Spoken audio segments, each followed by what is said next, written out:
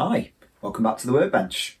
Today's video we're going to be taking a closer look at this Bagnall DL2. It's a model I built for a customer earlier this year and it's back here for fitting with DCC sound, so I thought it would be interesting to take a closer look, share a bit of the model with you and then preview the sound install. So without further ado, come on over, let's take a look.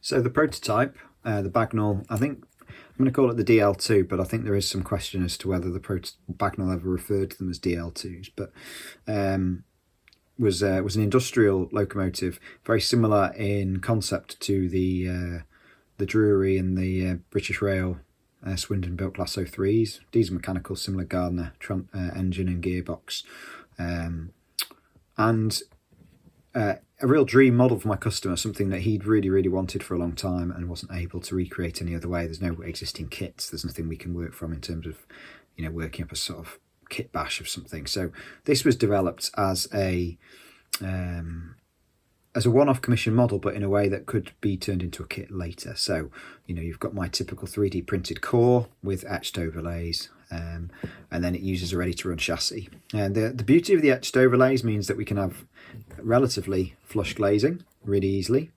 and, you know, nice clean vents on the doors and things like that. And the 3D printing means you've got a sort of dimensionally accurate shell that you know the chassis is going to fit into. So it's sort of best of both worlds, really. So I'd obviously sent this off to my customer and he was very happy with it. And in recent weeks, he decided he fancied fitting sound and so sent it back. So here we have her back again. I'm going to strip her down, take her apart, fit a Next 18 sound decoder, speaker and stay alive. So let's see what's under the hood. So fitting a decoder and speaker and stay alive in a Bachmann 03 and in my own Bagnall conversion here is relatively straightforward, especially the Next 18 version that we're looking at. So basically you've got the decoder clips into a little clip here, obviously that's the blanking plate there, and then the speaker will fit at the front. Bachmann provide a little enclosure here so you can just put a sugar cube in yourself.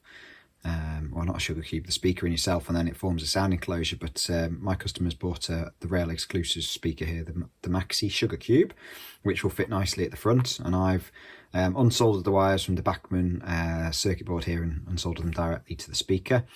And then we've got the Lais Stay Alive. Here's the reference, the 872007. I have no idea what that refers to. And obviously the decoder itself is the MS590. And so relatively pain-free install, probably all of about 10-15 minutes. Just familiarise myself with the instructions, do a little tiny bit of soldering and then obviously check. So first of all I checked the decoder worked without a speaker, so make sure the model was working. Then I checked, then I added the speaker, make sure that was working, and then I took it off and added the stay alive and made sure, or will make sure that's working. So you'll see that in a second. So as you can see, we now have the speaker fitted here at the front in place of the Bachmann wire, and I've had to remove the little Bachmann cover at the front. And I've added a Lais keep alive, and that had to be hardwired to some tabs on the back of the decoder. But of course the benefit is, I mean, I can just demonstrate this, lift it off, it'll sit there. You know, that's the benefit of the stay alive. Still going.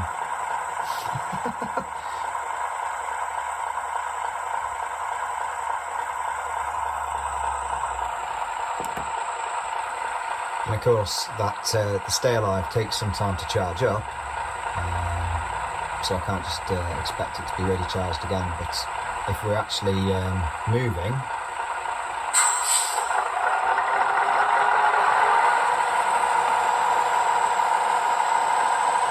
one, two, 3, 4, so about 4 seconds. So, you know, that's going to be plenty if we've got any dead spots.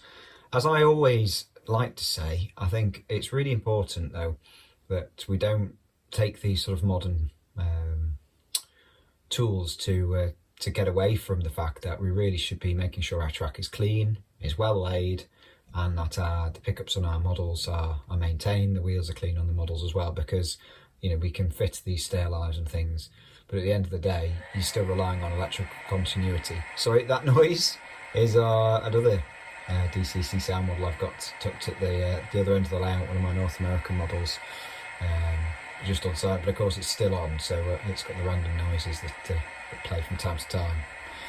Okay. So was all the hard work, well, not exactly hard work, well, was all the work worth it? Let's see, let's fire her up.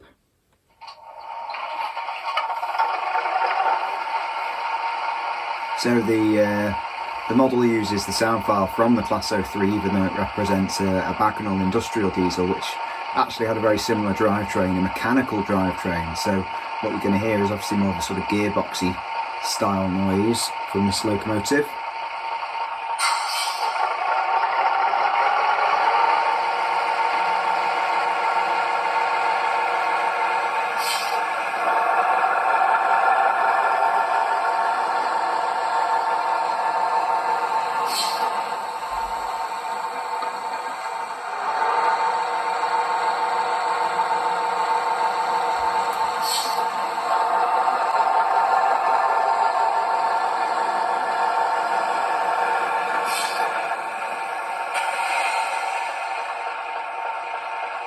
So there you go.